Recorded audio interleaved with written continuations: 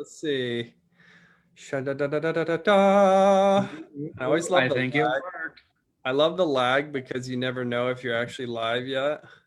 Yeah, totally. But It's, but it looks like we are live. we are live. All right, all right.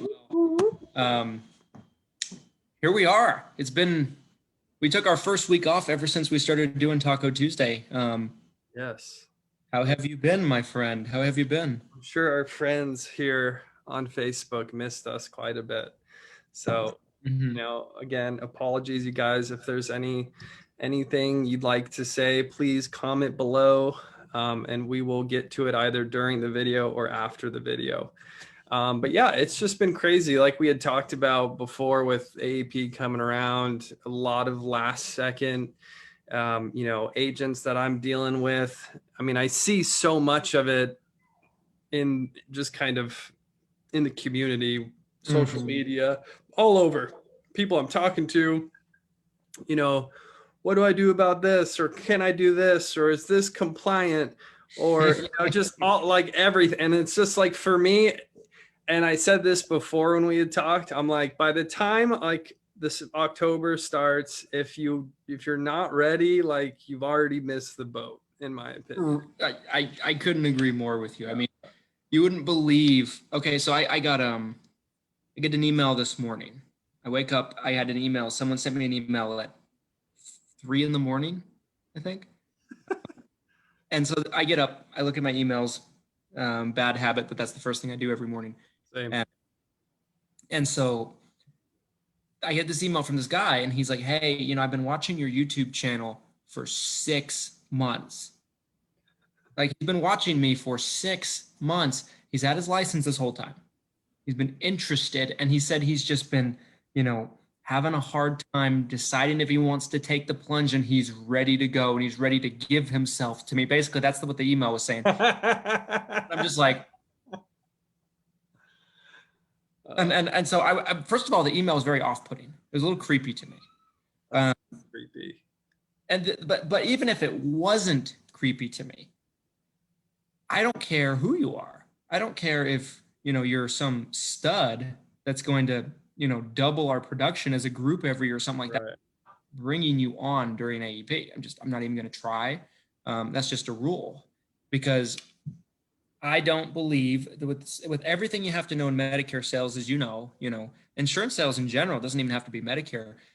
You can't jump in the busiest 7 to 9 weeks of the entire year and expect to learn everything. First of all, I mean, and we were talking about this before we went live about me still producing. I still produce. I still sell. I love to sell, and I produce a lot. I run tons of appointments, and it's just one of those things that I don't have time to train people. But yeah, it's just that was literally this morning. I've had a lot of those, or something like it. Yeah. Well, and it's crazy. You said, isn't this your seventh AEP? Yes. Tony, I don't know. It's like Tony's always there watching. Tony, you're like, Waiting.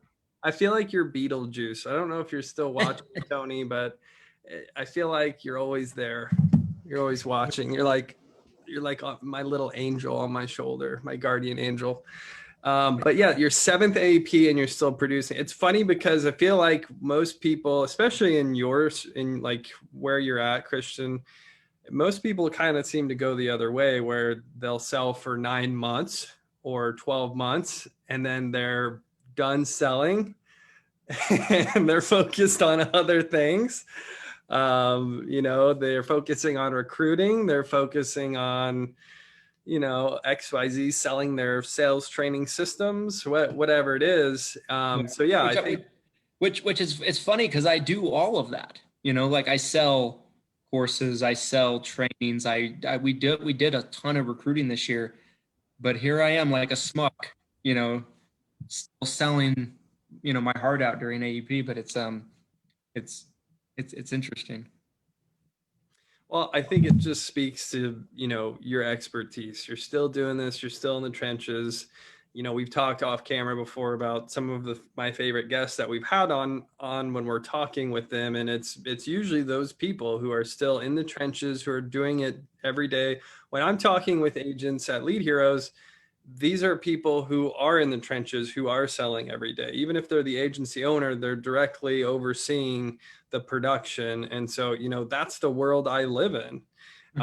It gets a little disconnected. Sometimes I feel like when you have these people that are removed, but I'm curious, one question I did specifically want to ask you on this is the pre-AEP. So I've heard about pre-AEP. I mean, obviously I've been involved in this space for a long time. It feels like this year though, pre-AEP was so much bigger than any other pre-AEP. Why is that? Did something change? Am I just totally ignorant? I really want to hear that from you. What happened? What's going on? So no change in terms of rules, right? I mean, obviously nobody can take an app before the 15th. However, I would say that now I think this has been a trend. I don't think it's necessarily been something that's happened all in one year. I think it's gradually gotten to this point, but I believe that, we have more and more Wall Street, if you will, in, funded companies in our space, call centers and different giant organizations that are beginning their advertising September 1, right? Right. And so, I mean, I did a live stream right before AEP where I talked about this, and I think our clients, for us that are agents and small agency owners for the most part, in comparison to these really big corporations, all right, like the eHealth, like we're ants. Right. It's one of those things. I think that we're starting to see the advertising begin earlier and earlier. Joe Namath is popping up. Joe Namath's pretty much year round. I mean, let's be honest about that. But we're seeing more of Joe earlier and earlier. And so because of that, I think a lot of us agents kind of feel like we need to really be on the ball in terms of retaining clients. Otherwise, we have a bigger chance of losing them than ever before. I think that's number one. I think number two, we're seeing more and more agents selling over the phone, right? And you and I both were big advocates during the heart of this pandemic about, hey guys, you got to consider selling over the phone. You have to at least consider, making that transition. Otherwise, your business is going to have a real difficult next 6 months, 8 months, 9 months, a year, however long this thing goes on. And I think we're seeing more and more agents do over the phone sales. And there's a lot more you can do over the phone. You can talk about plans October 1. You can't take an app, but you can mail them a paper app and have them send it back to you. And if they do that, then you're being completely compliant. You're not taking an app from that person before the 15th. You're talking about a plan. You're doing the review. You're mailing it out to them. And that way you're getting a sale before the 15th compliantly.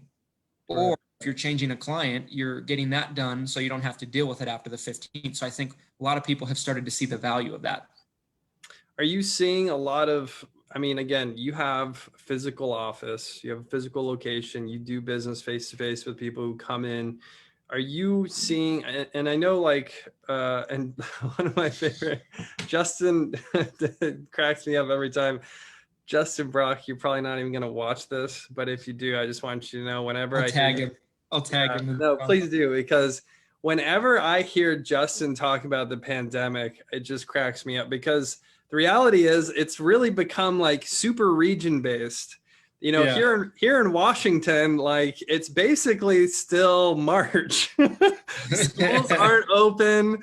Like certain counties are somewhat open, but some counties are still in like complete lockdown.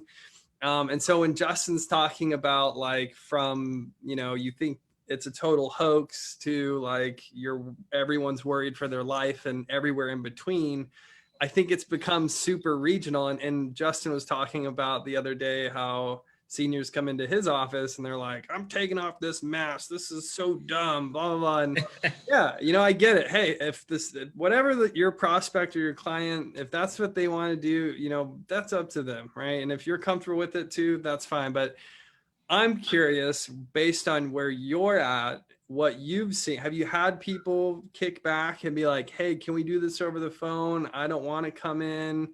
Is it kind of not really seeing a difference? Is it a little bit of both? What are you seeing? It's a great question. I was literally talking to one of my closest friends in the world, Ken Haobu, who's in the comment section. You know, he's watching this a couple of days ago about this. It might have been last week. I don't remember exactly when, but he's doing a lot of appointments where he's going to homes. And he's having people come into the office too, and he's doing stuff over the phone. So he's doing a mixture of a lot of stuff. But he was telling me, you know, when he's going into houses that, like, you know, a lot of people just don't give a, you know what, you know, they're just like, oh yeah, come on over. You know, they're just like acting normal about it. So I think there is a lot of that. For the people that I've been meeting with, I've seen kind of a mixture. I think people are either incredibly cautious and they don't want to get together at all, and they're more open to doing things over the phone, or if they're willing to come into the office, they show up with the mask on and they'll like look at me and they'll sit across from me and they'll say, do I have to wear this? I'm like, no. I'm like, it's your and they're like, oh, thank God. And they'll take off. They're like, it's stupid. It's all political. Or Trump this. Yeah. And then it kind of gets into that conversation a little bit. So I've seen a mixture. Most of the people I feel that are getting together face to face, whether it be in a home or coming in to see us, are probably, you know, not worried about it, and they think it's all bull. The people that don't want to get together are probably the people that are, you know, more taking it seriously and kind of afraid of that kind of thing. So it's been a mixture, you know. Yeah. And again, like, I saw this meme yesterday, and it was like, the meme was like getting angry at someone because they got brainwashed by a different media than you got brainwashed by. And that's the thing, like, you know, it's all become like this perspective. And another great shout out, if you guys haven't seen on Netflix, The Social Dilemma, I highly recommend it. Ever since I saw that documentary and I look at Facebook, I just kind of laugh at everything I see on Facebook because it's so manipulative. Like, everything's been manipulated. You're being fed exactly what you want to be fed. Like, when I see people, whether you're supporting Biden or Trump or whatever your political ideology is, you are going to be spoon fed what you want. Exactly. And so when I see all these people get all riled up and they're like, yeah. And then the comments is just, you know, all of the people agreeing with them. I'm like, this is how the whole system is designed. Yeah. And again, that's kind of what the same breakdown we're seeing regionally is. It's kind of the same way. Like, people are believing certain things. So I would imagine probably the hardest hit AEP marketing strategy would probably be seminar marketing or group marketing. Yeah. I would have to imagine that's got to be one of those things across the board. No matter where you're at, you're going to have a hard time. Now, again, I think Justin said he was going to have like a group presentation of like 30 people. So again, I think it depends on where you're at, but yeah. I think he said every Saturday, all throughout every Saturday, they were just going to have these ongoing events or something like that. Hey, speaking of that, I was meaning to ask you, before the pandemic, you and I had several conversations, both on Taco Tuesday and privately, about things being watered down with telemarketing because of the election. How has that looked for you guys? You know, with making thousands of calls a day. That's a great question, and it's been a wild year for making phone calls, because when the pandemic started, we had a response rate that was unbelievable. And most people will talk about it too. Like, at the end of March, early April, you probably weren't getting like those warranty phone calls. It was like all telemarketing died for 2 weeks, and we never stopped. You know, the good news is there were enough insurance agents out there that didn't care what was going on. Literally, if the world was ending, I'm pretty confident there's going to be a group of agents that just ride it out till the end. So Shout out to any of those agents out there who, even if the world's on fire, you're still going to keep selling. I'm right there with you. But yeah, so it starts, in 2020. So it starts and we have this like spike of people picking up, and then it kind of trended back to normal.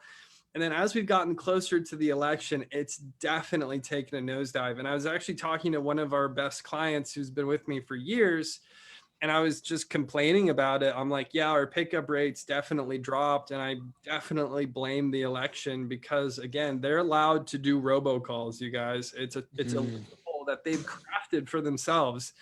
And, again, left or right, I really hate politicians unanimously. I really don't care whether you're left or right. Like and it's stuff like that drives me nuts. Like, if you're allowed to do robocalls, we should all be allowed to do robocalls, or it should be illegal for everybody. Why can't a politician do Oh, well, it's only every 2 years or 4 years. I don't care. That's ridiculous. It's absurdity.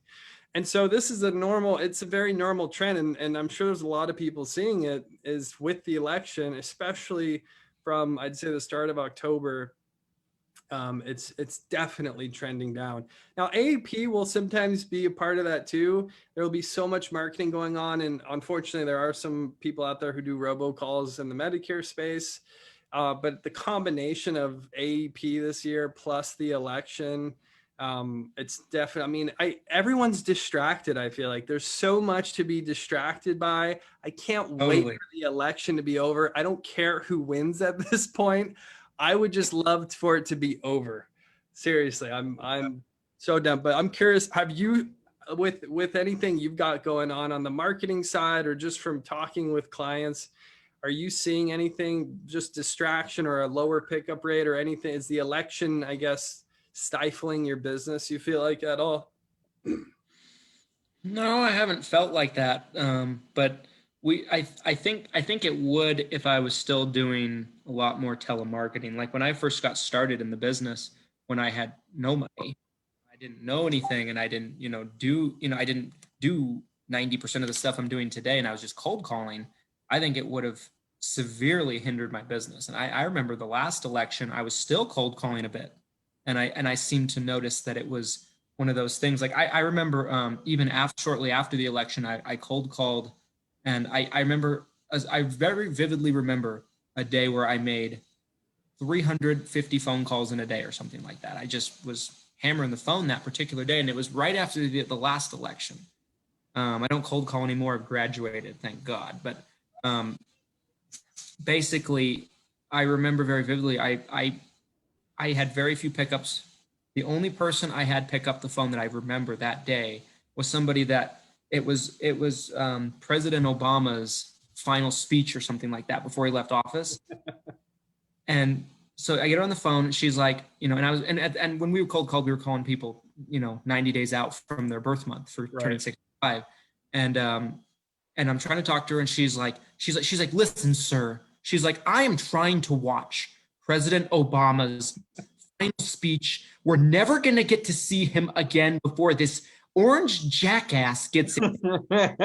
and she's like, this isn't a good time. This is important. And frankly, you should be ashamed of yourself. You're not watching. And I was like, the election's over. I'm like, it's over.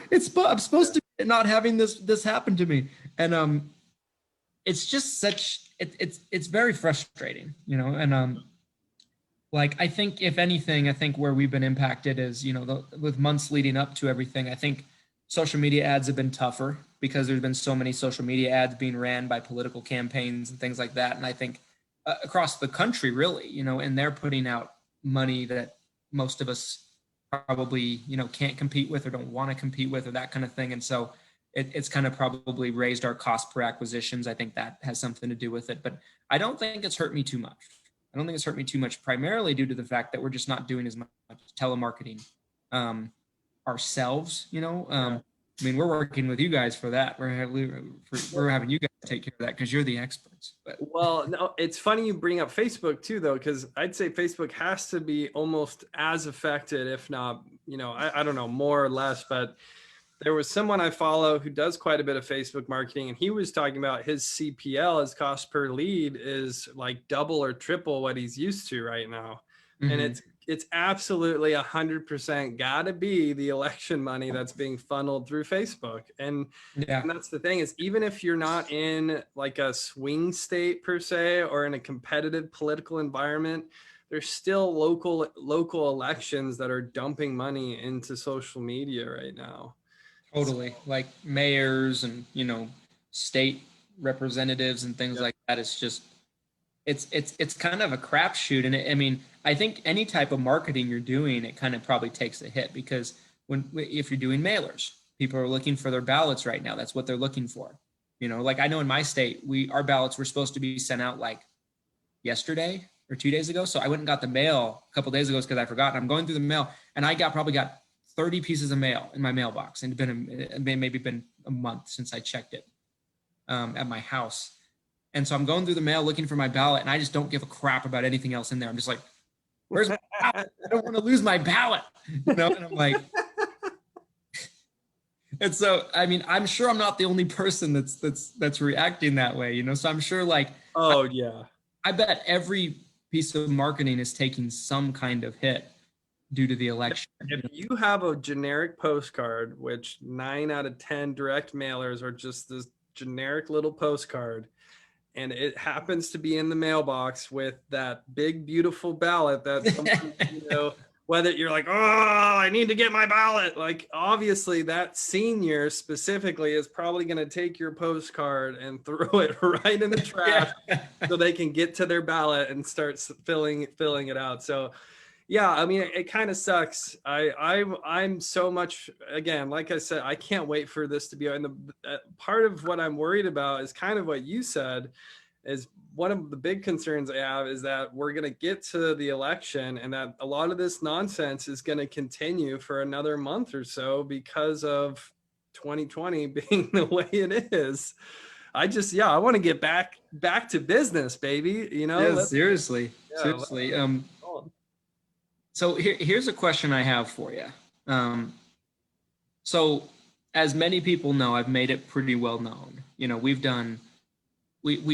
did a really large, as large as we could do, custom calling campaign with you guys for AEP.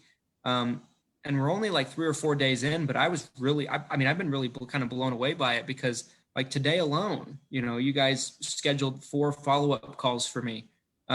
That kind of just makes my time easier, which, like, for someone like me, the one thing I don't have enough of is time, you know? And to be able to kind of be in a situation where I can have a time scheduled for me to where I can talk to an interested person, that's huge for someone like me. And I know I'm not the only person. Talk about that if you would. I mean, I don't think a lot of people really understand what the custom calling campaigns are. I think they're really cool.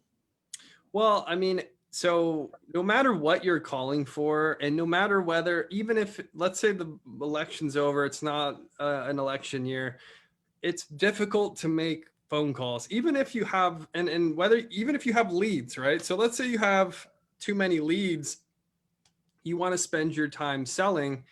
You know, we talked with Allie the other day, and we're talking about how a doctor handles their office. And as an insurance agent, you can kind of replicate what a doctor does. A doctor is never making phone calls to set appointments.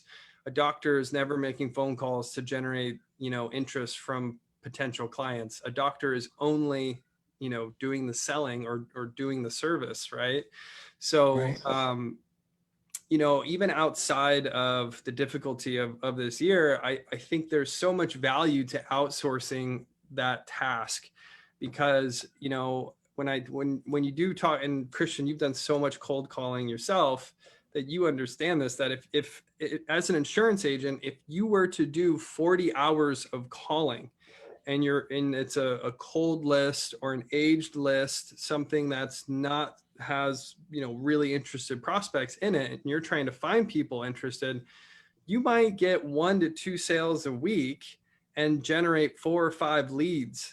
Like, that might be what your week looks like, and that's your entire week. And it's kind of this 80-20 rule where if you flip it and you stop doing that and you have someone do it for you and you just talk to those interested people, now you can go from making 1 to 2 sales a week to making, 8 to 10 sales a week. So, yeah, I mean, value, it really comes back to really simplify this, to really boil it down. If you really want to be successful, you guys, you have to value your time. You have to put a super high value on your time, even if you're not making a lot of money. It kind of goes back to the 4-hour work week. That's what I really pulled from that book, is you have to really value your time at a high level, and anything that's not monetizing your time at a high level, those smaller tasks should be outsourced and given to someone else. And so again, at Lead Heroes, that's really what we do. That's what we do best is, anything phone call related, from lead generation to appointment setting to live transfers. Since we're outsourced, we've got a team based in the Philippines, we're able to do these tasks at a low cost. So you, as an insurance agent or an agency owner, you don't have to spend the time or money to do it here stateside. So I think you'd be crazy to be doing a bunch of phone calls yourself. And the crazy part is there's so many agents who are still doing it. I see it every day. Every day. Oh, I'm trying to make 400 phone calls today. Great. But what are you really getting? I mean, tell me, Chris, what was an average week? If you were spending your full time, when you were doing full-time cold calling, what was your week like? Well, I mean, when I was starting out, I would be making probably, and it depends on the day, but probably 2 to 4. And if I really, was pounding the pavement, some days I'd hit 500 phone calls in a day. Yeah. And I think what you explained earlier on was exactly spot on. If I made 10 sales in a month, I'd be thrilled just when I was cold calling. If I got 10 new clients in a month. Nowadays, I got 20 referral clients in August by itself, just from referrals, from relationships we built up. And so there's nothing you can do. There's nothing you can do that's harder work to get a client than to cold call. It's a good thing in the sense of if you have no money, right? If you have no money and you kind of have no option, I get it. And I was in that spot. But in terms of time efficiency, it is the most inefficient way to build your business in terms of time value and using your time wisely. Because like you said, what I would do is I'd make 300-400 phone calls on Mondays and Tuesdays and Wednesdays. And I try to fill my week up with appointments from Thursday, Friday, Saturday. And I'd be lucky if I walked away with 4 or 5 sales that week. And there were weeks that I did really well. I'm not going to say that I didn't. And I was good at it, but I couldn't be doing what I'm doing today. Right. Doing that. I mean, and working with, one thing that I've really observed about you guys is whether you're getting leads or whether Tony's messaging me saying he wants to get on Taco Tuesday. Should we bring him in? Sure. Bring him in. Tony. Let the Tony Meister in. I think you have to send him the link. Forward him the link. Can I do the link? Yeah, just copy that link, send it to him. Oh, I can do it. Okay, I thought I had to be the host. He sent me a private message. He's like, I want in. A special last-minute guest to Taco Tuesday, you guys. Come on. I said, okay, I just sent him the link. We'll see if he's serious. But no, I think you hit it right on the head. It's that, your cost per acquisition is low as dirt, but your time is being eaten up by hundreds of phone calls where you're getting voicemails or getting hung up on, or it's just, you're not talking to the people that are interested buyers. I heard somewhere, I can't remember where it was, but it's basically like you're in a situation where, I'll finish this thought and then I want to talk to Tony, but it's like you're in a situation where, you're spending all your time doing minimum wage work when you should be doing $100 an hour work as an agency. Yeah. And that's it. I really don't think you should value your time less than $100 an hour. And if you are, then go work at Walmart. Tony, are you trying to copy my beard? What is going on? No, I keep mine nice and neat.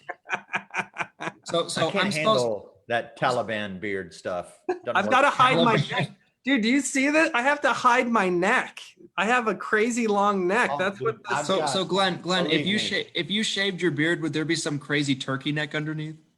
No, I mean I have a giraffe neck. I have a crazy long neck. This is my block. It makes me look normal. That's why I have to grow my Taliban beard out. 100%, Glenn. I love you. Same reason I have a beard. I have my grandfather blessed me with a triple chin.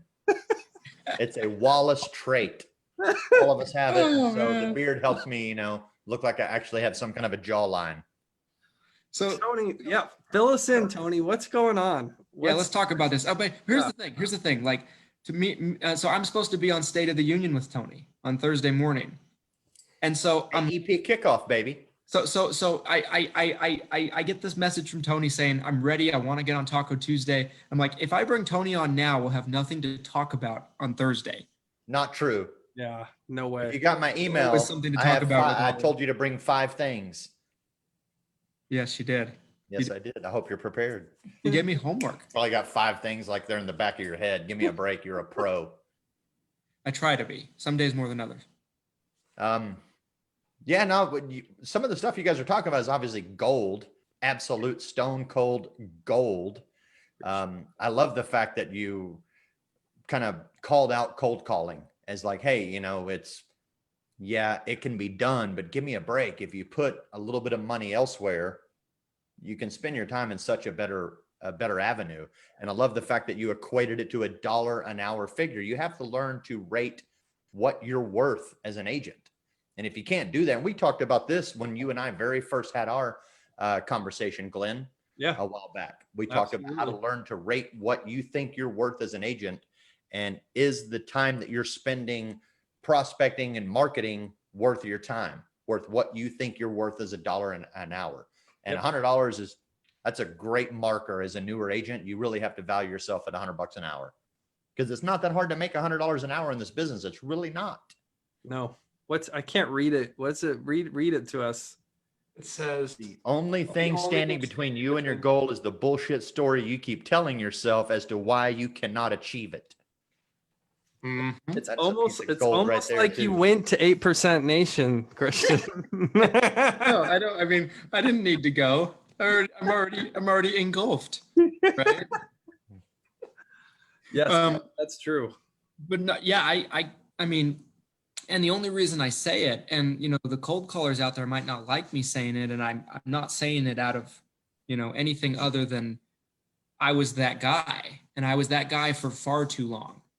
I think I would, if I could go back and do anything again in my business and do anything differently, I probably would have started out cold calling.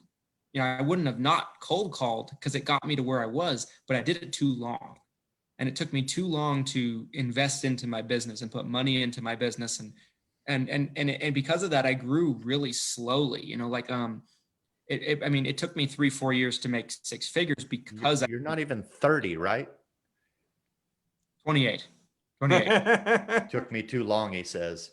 It did. It took me too long.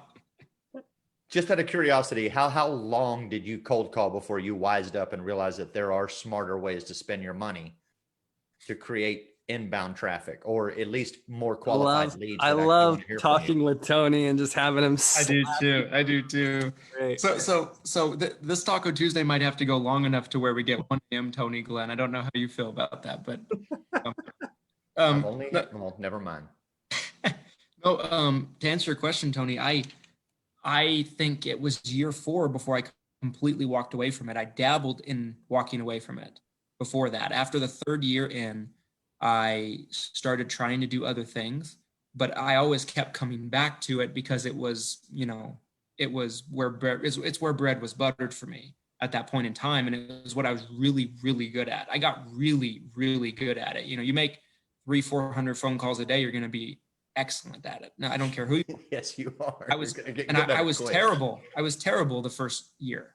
I was absolutely awful on the phone the first year, but I became really good really quickly because I was in a situation where I'd encountered every single possible scenario 150 times, by that point. And I knew how to handle it. I knew how to rebuttal. I knew how to do everything. But moving away from that and trying different avenues was something that made me uncomfortable. And so I kept going back to it because it was comfortable. And I think it was year 4 that I completely, fully stepped away from it, which was. And what was the first thing that you did different? I bought leads. What kind of leads?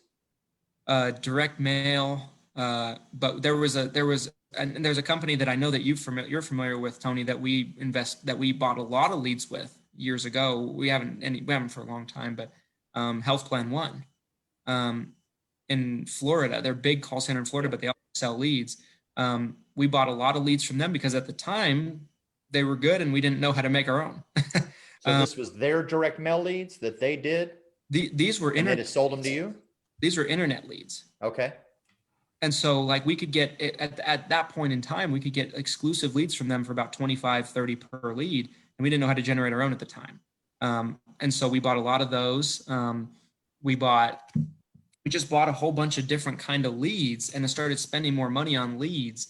And then I saw my business start to pick up a little bit. Then what I started doing is I put a lot of focus on the content marketing. I started the podcast. I started the YouTube channel. I started doing those things that started to trickle business. And I started to put more focus on referrals and building relationships with other brokers in the area. And so I started doing a lot of different things I felt that could kind of help my business. And then I started, kind of experimenting with Facebook ads, and we started doing a lot more direct mail with lead concepts and just the things that are kind of the backbone of our business now. We started doing at that point in time, but it probably took 4 years before I completely walked away from cold calling. So from when you went from cold calling to doing direct mail and purchasing internet leads from a third party, what was the first thing that you noticed that was different? I was talking to a lot more interested people quicker. I didn't have to make 100 phone calls to talk to one interested person. So you just had to make 99. Say again? Oh, you just had to make 99 instead of 100. More or less. No, but I mean, I think I think my time was a lot more valuable. I think I was at that point, I was talking to more interested people. I wasn't talking to as many people that were like, because let's face it, right? I mean, the quality of a cold call compared to a quality of a lead, regardless of what type of lead it is, unless it's like 5 years old, it's going to be night and day. I think astronomical difference. Yeah. And so I was just talking to a lot more people that were actually interested. They were interested people first and foremost. And I wasn't talking to, 99% of people that weren't even interested in the first place. And so I think I was able to get more done quicker because of that. And that kind of spiraled into us, me being able to run a Facebook ad and generate my own leads. And then from there, now we're doing stuff with like YouTube ads and things like that. I'm trying to, get that down. And, but at the beginning, we started buying leads, which probably wasn't the best way, but it was a step up from cold calling. Mm-hmm. Yeah. When I was selling a long time ago, regularly, it was all cold calling for appointments. That's all I did. I bought data from Melissa Data, which is still around. That was one of the first big data companies back in 2004. And all I did was set appointments and go out there. And then I finally made some money. And it was probably 8 months to a year before I finally started investing in direct mail. And then obviously, just like you've experienced, night and day, you pick up the phone, you call someone direct. And of course, not every person's interested. That never happens. That's not true in any sales game. I don't care what you're in. But yeah, it was 100% night and day and changing my business completely. So I think Glenn should change the name of his business to Melissa Data. Melissa Data. They're still around. I have one of the agents I work with. As a matter of fact, the agent I told y'all that has his own direct mail campaign that crushes it at a 4% return rate, he uses Melissa Data to build his list before he mails it out. Tony, they're still around. I have to tell both of you guys something. So how do I say this without pissing the person off? I'm just going to say it. I've had a beer or two. I'm just going to go for it. So sales is not for the weak at heart. So don't worry. Just lay it on us. So I've had 2 agents this year So we had a pretty big direct mail co-op with, our FMO this year. Nice. And we probably did about 25,000 in total co-op for direct mail, all with lead concepts, right? Love lead concepts. And mainly that's because that's what they wanted to do. They wanted to do a bulk of our co-op money in direct mail because that's what a lot of FMOs do, because it's been tried and true, compliance, all this stuff. So, well, especially with lead concepts, because they'll at least guarantee a return. Yeah.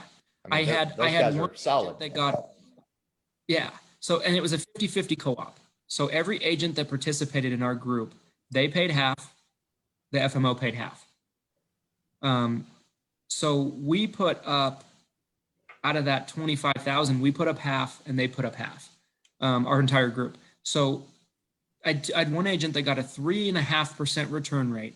Another got almost 4%. And they only paid half the order, and both of them complained that they didn't get more. I was like, and tell them to go do leads with Jen Marco and see what they think about it. Sorry, did I say that out loud? I'm sorry. I shouldn't have said that out loud. I apologize. No. I mean, to get that phone call, in the middle of pre-AEP, I wanted to reach through the phone on a couple of them and strangle them. And I'm sure they'll see this. And I don't care, because it's ridiculous. Yeah. No. I stacked Grace's deck, because I'm in this whole new unique position again, where I'm now rebuilding a new agency outside of what I do with PSM. So it's fun. It's exciting. I'm part of that kind of learning to rebuild it from the ground up, but thankfully I'm a little ahead of the curve, and I'm in a fortunate position where I have a lot more money than I have elbow grease now. So I'm able to throw money at the problem, and sometimes I don't know if Grace realizes how good she's got it in that regards. Although I did make her cold call for a while. I gave her a cold call list. I'm like, here you go, until the leads start coming. This is your home. Get after it. Thankfully, the leads started coming in quickly. But yeah, I mean, you stack their deck with something that's going to give them a fat return. I mean, we're sitting on leads. Actually, she's running behind on them right now. She can't catch up because she's really good at setting appointments. She's really good on the phone. Tony, will you marry me? No. Yeah, I know. No, I'm gonna happen. I think she's in a great situation. I mean, to not only have your expertise, right there, that way, if she runs into a situation she doesn't know how to do it, you're there. She can kind of lean on you. You can guide her, and you can kind of point her in the right direction on how to build it. Oh, and here's a question I have for you, Tony, on this topic is, I feel like the Spanish speaking market is so underserved, and you would probably know this better than anyone. I mean, is it just a travesty, like the gap in service for Spanish speaking clients? I think that's going to vary by market. Right. If you're probably in South Florida, it's probably not as underserved as it is in Texas. Right. And that may sound surprising because there's certainly a huge Hispanic population here, but I am finding that they are 100% underserved. And some of it, I don't know, I got to make sure I say this sensitively. Some of it might be by their own accidental design, right? The government's going to mail them a form in English, and they don't read English. Right. At least not all of them do. So they don't even know what they're looking at. And that's happened numerous times already, where Grace has made contact with someone, built that relationship, and they're like, well, is this the red, white, and blue thing that you're talking about? And they're looking at this letter that they can't read from Medicare. They don't know and understand it. That's come up numerous times. There are plenty of Spanish speaking agents in Texas, but is there anyone that is truly taking the educational approach and the compassionate approach towards them? I have not discovered them yet. In Florida, 100% there are. Probably in Southern California, same thing. But oddly enough, in Texas, it doesn't seem to be the case. And I'm a little shocked by it, but I'm blessed by it at the same time because we're going to take the ball and run with it. It's definitely underserved. It is also the fastest growing segment of the Medicare population, right? We're getting 10,000 new people turning 65 every day. The largest segment of that, believe it or not, that's growing is the Hispanic space. Really interesting. And it ain't slowing down anytime soon. Yeah, I've gotten a lot That's of very interesting. Yeah, I've got a lot of requests at Lead Heroes for Spanish speakers, and I've dabbled in the idea of building out. It's just the amount of work it would take to build. It'd be like basically starting all over, because I'd have to, find Spanish speaking telemarketers, find someone who's going to help me manage these Spanish speaking telemarketers. I speak muy poquito español. Right. So, it's kind of a different realm, but I do feel like and I've actually heard, it's funny you mentioned like that it's by region, because one of the agents that I spoke to, or agencies I spoke to, they were in the Northeast, which you would think the Northeast would be somewhere where there wouldn't be a lot of Spanish speakers, but they acted like in the Northeast, it was this huge underserved market. It is. The further Northeast you get, like I'm working with an agent in New York who's basically trying to duplicate the same thing I'm building with Grace. And I didn't mean to interrupt you, but no, you're good. Exact same concept, right? He's been in insurance for a long time. He does financial advisory and annuities and so forth. And he's training his Hispanic wife to mine the MedSup business for him to build into his annuity practice. So same thing. And he's in New York, which certainly has a large Hispanic population as well. But one thing, and it varies by region as far as what ethnicity of Spanish speaking they are. Like in Texas, it's certainly a very heavy Mexican population. You get up Right. into New York and it's more Puerto Rican, Cuban, and something like that. And certainly in Florida, it's a big variety as well. And that's also been a challenge because, for example, some of the Colombian immigrants that are here, they haven't been here long enough to qualify for Medicare. Right? So I have to find another avenue for them because they're not going to be on Medicare. And we haven't tackled the ACA market yet, but that's on the plate to come soon. So most of the people that are actually qualified for Medicare are Mexican immigrants that have been here for decades, right? And they're in the system, they're citizens, they've been working for 40, 50 years here, doing their thing, they're qualified for Medicare and they're in the system. But some of the other ethnicities from Latin America, they haven't been here long enough. And I didn't think about that at first, but then now I'm like, oh, that makes sense. Some of the immigration from some of the other South American countries didn't happen nearly as quickly as it did from Mexico. That is interesting.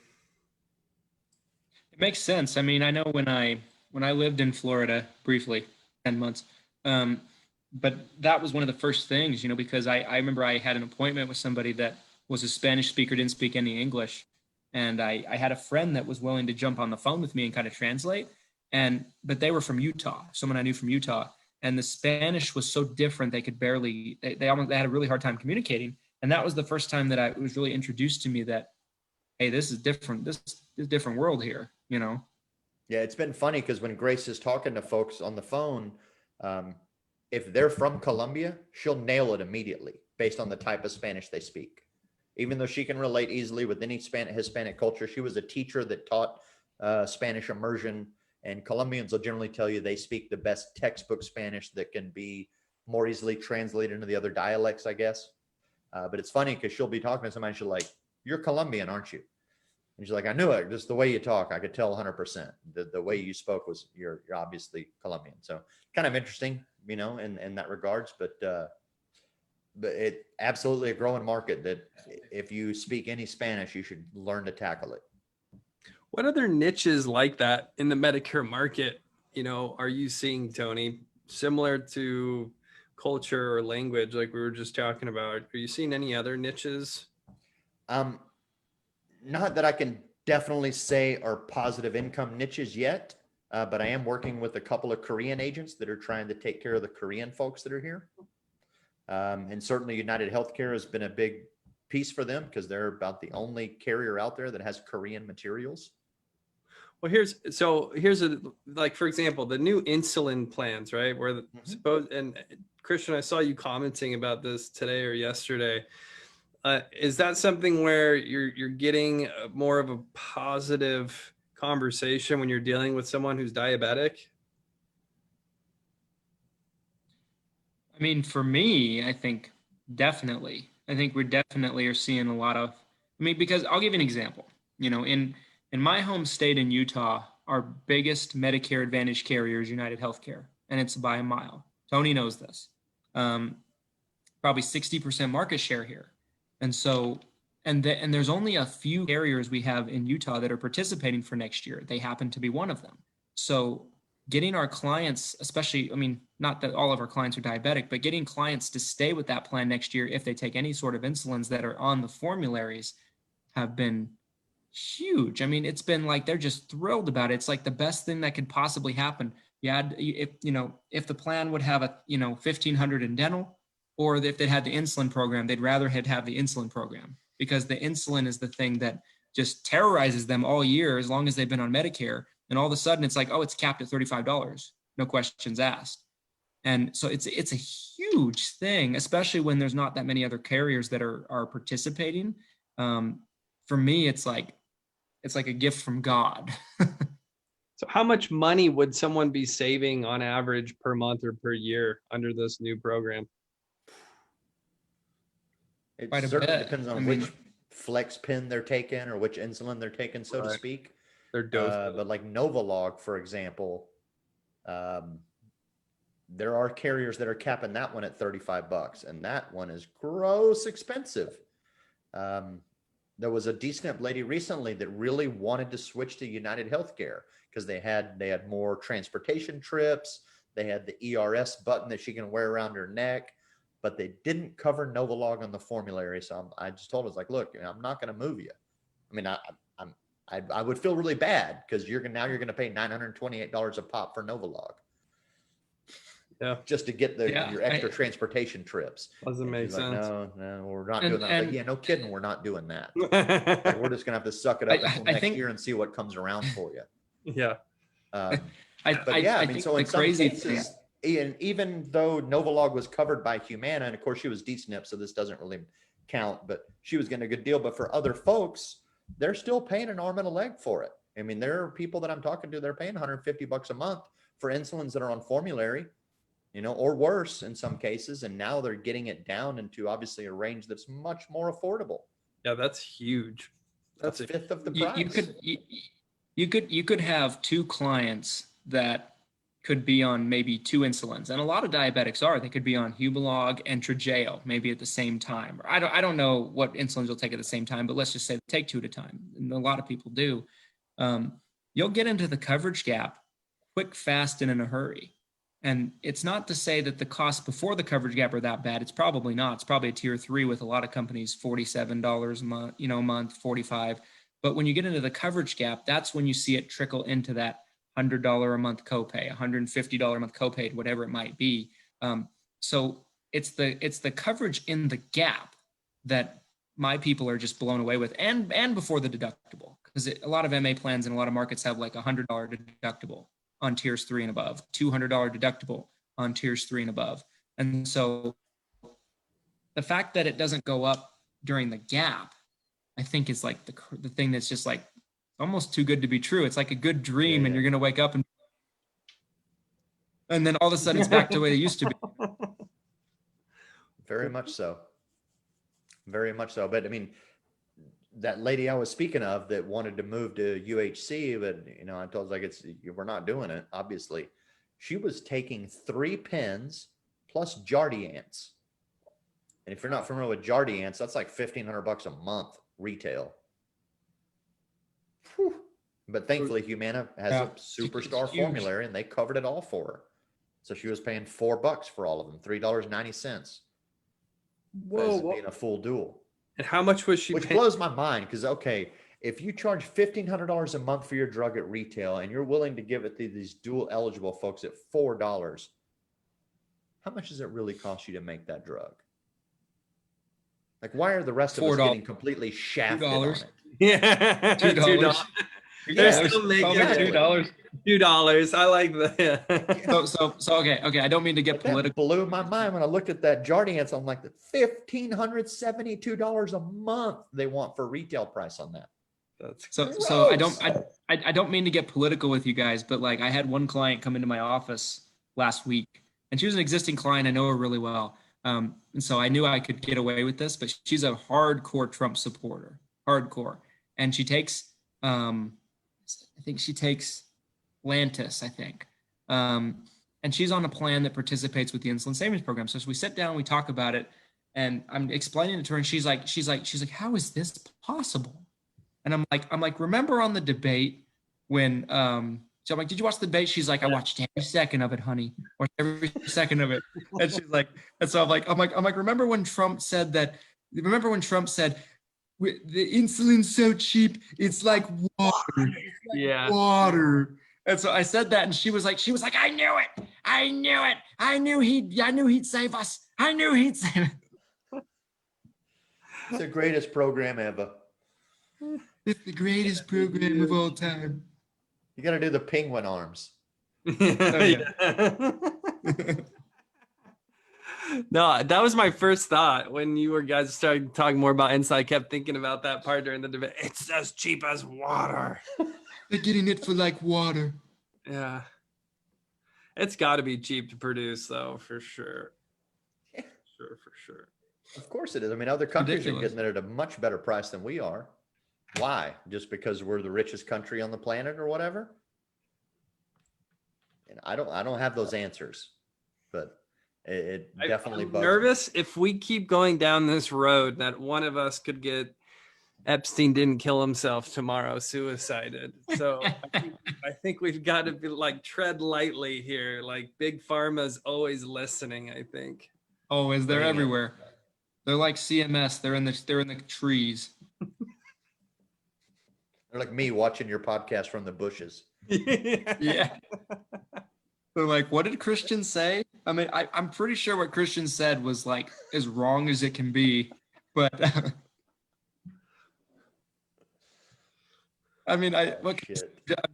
I'm just some guy in front of a microphone. Yeah. Please don't take me out, big pharma.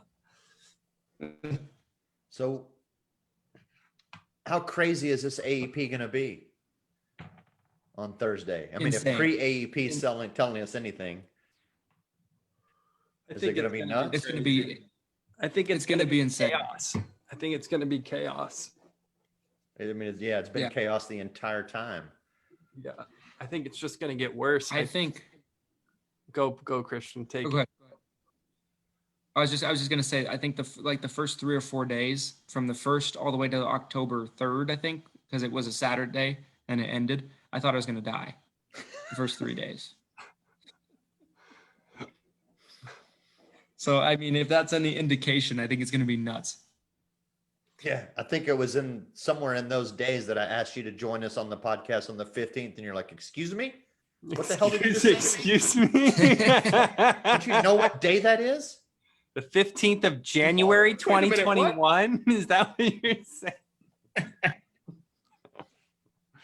I think this political nonsense is going to, I think we're about to hockey stick. I think we've been on this really high incline, and I think we are about to hockey stick into some just absolute insanity on top of everything else that's going on.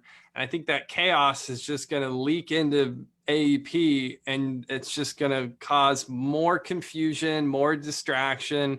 What's probably going to happen because of the election is the back half of AEP is going to be even crazier, because the front half, so many people are going to be focused on this damn election that they're going to wait till probably, end of November before they're calling up their agent to say, hey, I need to do something, or, oh, you sent me a card, you gave me a phone call, blah, blah, blah, whatever it is. So yeah, I just think it's going to be chaos. I really like do. your point, because I was kind of wondering about that. Like, which half of AEP before the election will be stronger? Will it be the first half or the second half? I think I Will would the whole think thing be solid? I think the second half is going to be more people more focused.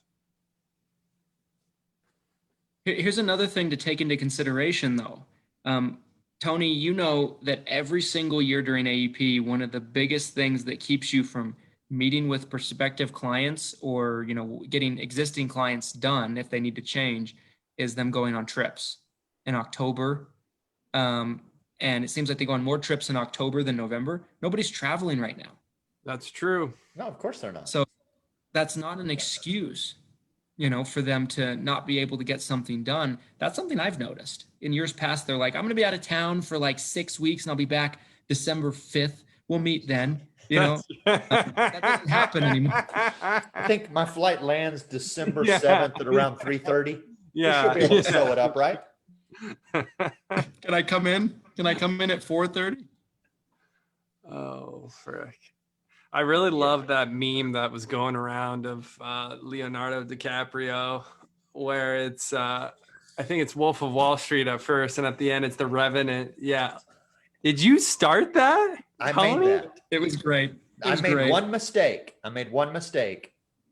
One, I didn't put my damn watermark on it. You should have, because I saved it. I probably shared it a couple times Yes. privately, but I mean, yeah, that was a fantastic meme. And and that's what's going to happen. It's going to be like fighting bears off. That's exactly how this thing's going to end. I'm telling you right now, I'm calling it. It's just going to be chaos this year. I really do. Very much so. Yes, 100%. That's a Tony Merwin production. You heard it here on Taco Tuesday, folks. You heard it here. promise. You heard it here. I mean, I remember the first time I gazed my eyes on that picture. I laughed. I was tired. I was upset at that very moment in time because I was so tired, but it made me smile. And it was just a beautiful moment. I still remember it like it was yesterday. I'm going to tell you guys a secret, and it's not a secret anymore. As soon as I drop it on Taco Tuesday at night with all 4 people watching, but I made that meme, one, to make all of you laugh, but I used it for a very specific social media marketing purpose. I dropped that in Insurance Soup because Insurance Soup had 35,000 agents in there. Yes, And granted, most of them are PNC agents, correct. but I knew that anybody that laughed at that understood Medicare. Oh, Oh, okay. True. Okay. Friend request. Sneak. I built probably 500 friends off of that one meme through Insurance Soup that now follow me on Facebook, that now listen to some of the content I put out, that now seek me out to contract with. Comedy works. That's like it. impressive. Comedy like it. works. That's like That's Viet very Cong. impressive. That's like Viet Cong hiding in the jungle, like digital. Guerrilla marketing. Yeah, Maybe. I don't know. That's guerrilla. That's some like guerrilla marketing warfare. I love it. That's epic. Well, it was something that I learned from the previous 8%, is learn how to create yourself as a person of interest, which was reinforced this year at 8% and hanging out with Coach Michael Burt. And so I learned if there's all kinds of ways you can create yourself as a person of interest, but one of the things that gets the most attention is comedy. And I hate to say it, don't just become a meme master and drop memes all over the planet and expect that your business is going to blow up, right? But if your primary function in the insurance space is to attract agents, build relationships, and help agents succeed and move to the next level and assist their business, then you have to get people to find you and see you. And just shooting them random friend requests isn't going to work. Just sliding into their DMs isn't going to work. So you have to think outside the box a little bit. And when I came up with that meme, I'm like, this is perfect. I'm going to drop this in Insurance Soup. Anybody that gets that joke obviously isn't just a PNC agent. They understand Medicare. And then I'll friend request them. They'll follow my stuff, and maybe I'll build a relationship there. I feel like if the owners of the soup heard this sort of tactile, They'd kick you out. They would burn They you already on a kicked me out a cross. long time ago. because They kicked me out a long time ago and accused me of not being an agent. they'd, I'm like, well, they'd Okay. kick you out because Fine. they're a bunch of weirdos. well, You know, I'll keep my opinions to myself on that matter. Oh, look But at yes, they did boot me. That's hilarious. wait, but this must have been recently though, 'cause that meme was a new meme, wasn't it? I made that last year, right before AEP. Oh, it was Actually, la- I made that meme. Oh. Actually, I take that back. I made that meme in like June of last year, and I sat on it Whoa! until AEP opened, and then I Wow. dropped it. I didn't Wow. see that till a few weeks ago. So it's Yeah. still Me neither. Yeah, I still didn't see it until a few weeks going. ago either. Man, Tony. Yeah, no, I a dropped that one legend. last. I created it in like June. I stumbled across the idea. I'm like, oh, this is gold. I am. I made it and saved it, and I'm like, you just stay there in my little folder, baby. I'll bring you out when the time comes. Okay, so I want to make, and this is probably my final thought. It's 9:15 for me. Christian 10:15 and Tony, it's coming up on midnight. You guys are crazy. But Time for another drink, I think. yeah, exactly. Time for me to get started drinking. But it's funny that memes come up because at dinner tonight, I was talking about, I think Mark Cuban bought an Instagram account, NBA memes, and he paid some crazy amount for, I think it was an 8-figure buyout. I could try to guess a number. I can't remember now off the top of my head. I want to look it up just because, again, Instagram account? Mark Cuban. Whoa, I just went black. That's Big Pharma, guys. Big Pharma's here. It's Pharma's over. Here. They hacked into the They Zoom. heard me. I love you. If you can hear me, please call the police. We can definitely hear you. No, Call for help. Call for help. Yeah, no, but it was an Instagram meme account for the NBA that got purchased by, I believe, Mark Cuban for a crazy amount. So the point of that whole story is memes are very relevant in a business setting as well. Like there's a lot of value in a meme. It gets shared. People read it. They believe it. They think about memes. So Two most viral things on the internet today are 1, memes, 2, videos. Yes, 100% correct. People will respond and react to your meme much quicker than they'll respond to your value content, unfortunately. Mm-hmm. Right? You could post a really cool picture with some great value, nothing. Post a funny meme, everybody laughs. And there's a meme about that travels around Facebook where someone posts something like it's real valuable, like, oh, and then the other side of it is like, oh, Tanya went shopping. And then it gets like 1 million likes and the dude flips over the table because he can't believe he can't get any traction with his value post. But, and that doesn't mean don't post value, but like Christian said, post value in video because that's what's going to get your attention. 100%. 100%. Final thoughts, Christian? Long form content only works in video anymore. Long text posts and stuff like that. People don't want to read that shit anymore. Pardon my language. They're just like, I don't have time. I don't have time to read. Just give it to me now. Yeah, I mean, so there was I guess there kind of piggybacking off that, Tony. I mean, one thing that's been challenging for me this AEP, and then I'll give my final thought and we'll wrap it up. But one thing that's been challenging for me this AEP is now that I'm a Facebook group admin, you guys, not you guys specifically, but you guys all watching this post like crazy during AEP, and I can't read them all and I can't keep up with them all. And so everybody's reporting each other's posts, getting all these notifications. That's like, this is reported. I'm like, there's nothing wrong with this. Or, you know. And so Dude, like Justin had the same exact thing he said the same exact thing. I'm like, and so 5,000 people in that group. Yeah. I mean, I can't imagine. there are definitely some imagine people that, you know, are tattletales or whatever. I can only imagine how much drama he has to deal with on the back end with those types of notifications. He's got to have staff that help him out with that group. You would hope so. Because our group has a fraction of that. Like it has 1,400 members now. And every day my phone will get hundreds upon hundreds of notifications of everyone, you know, fighting, attacking each other, motivating each other, confusing each other, reporting each other. And I'm going to start reporting every post. Reporters. That's great. I'm going to start reporting every post. I'm just going to be like, admin, flag. This is flagged. Take it down. So someone will post like, hey guys, I have a referral for someone in Alaska. Anybody licensed? Reported. Glenn Shelton reported. I'm going to be like, how to ruin AEP for Christian Brindle. Yeah. I'll be literally on the phone in the middle of a phone appointment, like trying to explain something. And I'll look at my phone and it will say reported. And I'm like looking at it and then they'll be telling me something and I'll lose my train of thought. And I'll be like, wait, what? I'm like, your grandson did what? I'm like, you reported your grandson for what? You reported your grandson? No, but anyway, my final thought is this, guys. AEP officially kicks off on the 15th. If you've just been kicking back and relaxing, it starts the 15th. So, I mean, I don't know how you could be kicking back and relaxing. I haven't been relaxing, but there's a lot. I mean, it's all going to get really crazy on the 15th. I mean, if you think it's been crazy now, it's going to be infinitely crazy. I think that I would hope that you guys would have placed your lead orders for whatever you're doing. You know, I hope you prepared before now.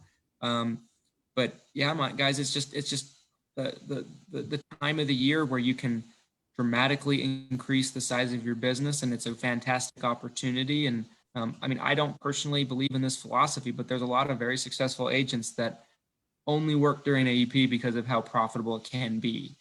So just keep that in mind. Love it. Tony, give it If to you us. haven't purchased your lead orders already, get ready for January 1. Yeah. You're toast already. Pack it up. Yes, that's exactly right. Pack it up. If you're trying to figure it out now, pack it up. Just buckle up for January 1st. It happens every year, you know. I mean, I work for a national FMO. We attract agents of all sizes, and every year, like clockwork, either a PNC agent or some life agent or some brand new person that just walked over of Mars or some other planet thinks that, oh, it's September 28th. I want to take part in AEP this year. I'm like, no, you mean next year. I'm pretty sure you're talking about next year, because it ain't happening this year, done. It's not. I mean, it's going to take me 6 weeks just to get United Healthcare to even think about approving your contract. Yep. And then you got to do the certifications, and then they're going to run your backgrounds, and then we'll find out if you're really who you say you are. Yeah, it happens every year, and I have to tell them, I'm like, is it too late to get an AP? I'm like, yes, it is. Yes, but yes, it is, and you have to say that. You have to say that because, but and the you good have news to is that. I can get you ready for January 1st, which is still plenty of time to be busy and make money. You don't just make money in AEP. This is a year-round business now. You know, it used to be, and I would say probably, I think around 3 years ago, I noticed, and not to make us go over time, but around 3 years ago, I noticed that this is really, there is no lull anymore. Used to be around June, July, there was a big lull in the business. It would really slow down, but not anymore. With the number of people that are turning 65 daily and the number of agents that are out there, at least for me, there is no more downtime. All it does is get busier and busier and busier and busier and busier until it's October 15th. And then ultimately for me, it kind of drops off. Yep. Now all of you guys, all of the agents are out there. You've got what you need. You don't want to hear from me on new products. You're not contacting me for new products. Hopefully you're certified, you're contracted, you're ready to sell. You got your marketing co-ops done, and then you're just out there selling. And I usually only hear from agents if they have problems and they need some help solving a back office issue, right? And then other than that, I'm working with all the people that think it's time to get into AEP. Yeah. No, we're next year, baby. We'll see you next year, but no worries. You have my attention now. No, so it slows down for me after the 15th because you guys are all out there running and gunning, and I'm there for the support mechanism. So but from January to October 15th, my months just get busier and busier and busier as it gets closer. But it used to be where it would be busy and then it would just drop after April for a while. Not anymore. This is July is the busiest month for you, isn't it? July and August. July isn't July and super busy now, especially now. Yeah. You know, it used to not be that way, but especially now, those 2 months are super hopping. That's exactly. It's fine. If you look at our Medicare marketing, it lines up to a T with what you just said, Tony. A few years ago, July was probably our worst month of the year, with like right there with December. But now this year, July was one of our busiest months. And like you said, I really think it's become much more year round. And so really my final thought, you guys, to kind of build off what Tony said, you know, I know there's so much FOMO that goes on with social media and, oh my gosh, this guy just wrote 100 apps this week and I suck. Don't pay attention to that. Like there's so much time to execute on this. Christian's like 15 years old and he's already making 6 figures. So just came out of the womb right in business. So there's plenty of time. You know, like I like what Tony said, like if you're already trying to scramble right now, don't worry about AEP and just get things ready for January 1. For sure. Agreed. There's still plenty of business to be had in January. Trust me. Yes. Cool. Well, Tony, I appreciate the surprise guest spotlight on our late night Taco Tuesday. It Thank you for letting Likewise, me in. I appreciate likewise. you. Let me crash the party. Yeah. And I'll be looking for this interview Thursday morning and see how Christian's how he sounds mentally. If And he's see if I'm Dude's a see if pro. I'm exhausted. You know, Yeah. if I pass out Pro. during the exhaustion.